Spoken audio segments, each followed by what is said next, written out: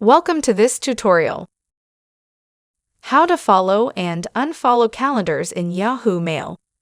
Are you struggling to manage your calendars in Yahoo Mail? Following and unfollowing calendars might seem confusing at first, but once you know the steps, it's incredibly simple. Let's dive in and get started. Open Yahoo Mail and log in with your account credentials.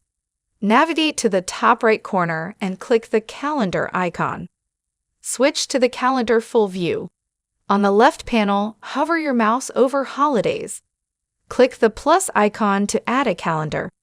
Enter a title for the new calendar, such as Holidays. Select the calendar type from the Calendar drop-down menu. Choose a color for your calendar. Click Save to complete the process. To unfollow a calendar, in the left panel of the full calendar view, hover over the mouse on the calendar name you wish to unfollow. Click the drop-down arrow next to the calendar's name.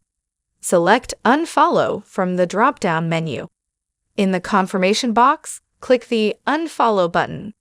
Managing your Yahoo calendars is now easier than ever. Hope this was easy. Thanks for watching. Please like and subscribe to our channel and press the bell icon to get new video updates.